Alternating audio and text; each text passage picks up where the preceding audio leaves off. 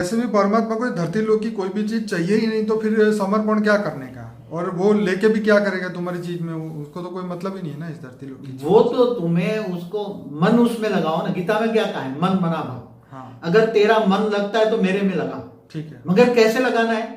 देह और अपने देह को भी भूलना है। ठीक है। देह और देह के सर्व संबंध भूल कर, तो परमात्मा से भी संबंध भूलना है और लोगों से भी संबंध भूलना है। ठीक है। परमात्मा से देह के संबंध नहीं लगाना है। परमात्मा कभी नहीं कहता तू मैं मेरा ये तू साधन और सदनी, ऐसे परमात्मा शब्द यूज नहीं करते। वो तो निराकार परब्रह्म परमेश्वर, चाहे शिव हो, महाशिव हो, निराकार, और चाहे ऑलमाइटी हो, वो तो वैसे भावातीत है। हाँ, भावना से ही परित है, तो भावातीत उनको ये मतलब शब्दों का क्या मतलब है? यहाँ का कोई रीत सिद्ध से मतलब ही नहीं, उनको ये पता ही नहीं है। वो तो केवल तुम्हें बच्चों समझ कर प्यार करता है। क्या रचना समझ कर? रचना माना बच्चे। आत्मा और परमात्मा का एक ही संबंध है, बस एक परम प्यार, आत्मिक प्यार होना चाहिए। देह और देह का संबंध का प्यार याद करोगे तो कभी भी पावर नहीं मिलेगी। तुम उसको कहोगे मैं तुम्हारी सज्जनी हूं, तो नहीं मिलेगा। आत्मस्वरूप बनो। आत्मस्वरूप का प्यार चाहिए उसको। आत्मा वो भी तुम परम पिता समझ के करो, आत्मा का पिता समझ के। और जब तक आत्मस्वरूप की अनुभूति नहीं करोगे तो तुम आत्मा को चाहिए, परम प्रकाश चाहिए, परम लाइट चाहिए। तो लाइट लेने की कैपेसिटी आत्मा में तब आती है जब आत्मस्वरूप की अनुभूति करता है। तब आत्मा में पावर आएगी तो कारण से रिचार्ज हो जाएगा, तो कारण से सूक्ष्म और स्थूल और कर्मातीत हो जाओगे, तो उच्च परम धाम चले जाओगे। वो तो गीता में भी भगवान ने समझाया है।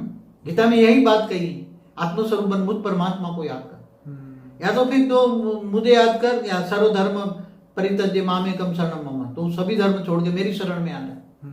मगर यहाँ तो शरण में आने की बात भी भक्ति मार्ग है।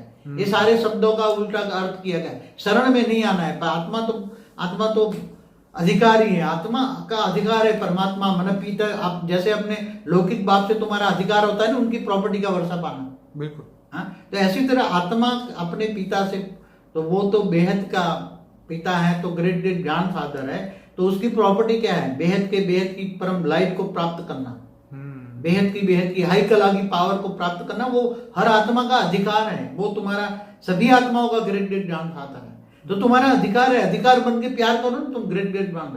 इतना पावर मिलेगा, इतना पावर मिलेगा, थोड़े जीवन में कर्मातीत अवस्था तुम्हारी बन जाएगी और तुम उनके उस परम धाम चले जाओगे। चलिए बापूजी, ये तो आपने बहुत गजब की बात की और बहुत बढ़िया बात की। कई लोगों की आंखें खुलेगी इस वीडियो को देखने के बाद। और कुछ कहेंगे बापूजी? बस कुछ नहीं कहूंगा, बस भक्ति मार्ग से ज्ञान मार्ग में चलो, ज्ञान स्वरूप बनो, आत्मस्वरूप बनो, बस।